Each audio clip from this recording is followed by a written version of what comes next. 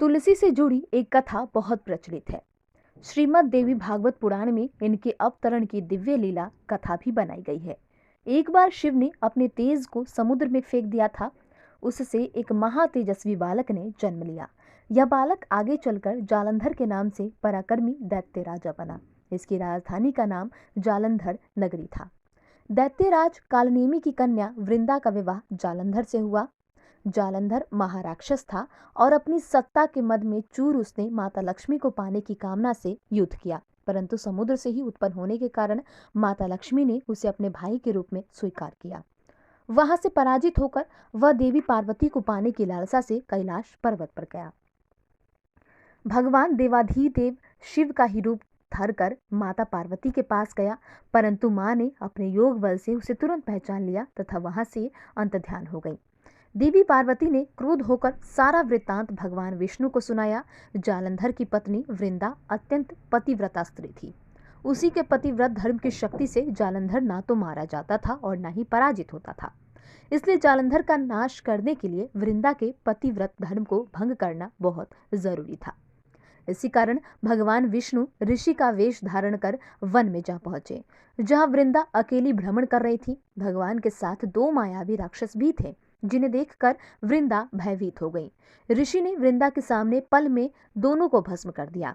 उनकी शक्ति देखकर वृंदा ने कैलाश पर्वत पर महादेव के साथ युद्ध कर रहे अपने पति जालंधर के बारे में पूछा। ऋषि ने अपनी माया जाल से दो वानर प्रकट किए। एक वानर के हाथ में जालंधर का सिर, दूसरे हाथ में धड़ था। अपने पति की यह दशा देखकर वृंदा मूर्छित होकर गिर पड़ी।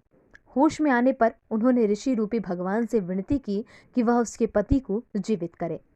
भगवान ने अपनी माया से पुनः जालंधर का सिर धड़ से जोड़ दिया, परंतु स्वयं भी उसी शरीर में प्रवेश कर गए। वृंदा को इस छल का जरा भी आभास न हुआ। जालंधर बने भगवान के साथ वृंदा पतिव्रता का व्यवहार करने लगी, जिससे उसका सतीत्व भंग हो गया। ऐसा होते ही वृंदा का पति जालंधर युद्ध में हार गया। इस सारी लीला का जब वृंदा को पता चला तो उसने क्रोध होकर भगवान विष्णु को शीला होने का श्राप दे दिया तथा स्वयं सती हो गई। जहां वृंदा भस्म हुई वहां तुलसी का पौधा उगा। भगवान विष्णु ने वृंदा से कहा कि हे वृंदा, तुम अपने सतीत्व के कारण मुझे लक्ष्मी से भी अधिक प्रिय हो गई। अब तुम तुलसी के रूप में सदा मेरे साथ रहोगी। जो मनुष्य भी मेरे शालिग्राम रूप के साथ तुलसी का विवाह करेगा, उसे इस लोक और परलोक में विपुल यश प्राप्त होगा। जिस घर में तुलसी होती है वहां यम के दूत भी असमय नहीं जा सकते।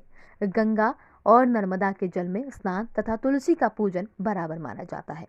चाहे मनुष्य कितना भी पापी क्यों ना हो, मृत्यु के समय जिसके प्राण मंजरी रहित तुलसी और गंगा जल मुख में रखकर निकल जाते हैं, वह पापों से मुक्त होकर बैकुंठ धाम को प्राप्त होता है। जो मनुष्य तुलसी और आंवलों की छाया में अपने पितरों का श्राद्ध करता है, उसके पितर मोक्ष को प्राप्त हो जाते हैं। उसी दैत्य जालंधर की यह भूमि जालंधर नाम से विख्यात है। सती वृंदा का मंदिर मोहल्ला कोट किशनचंद में स्थित है। कहते हैं कि इस स्थान पर एक प्राचीन गुफा थी जो सीधे हरिद्वार तक जाती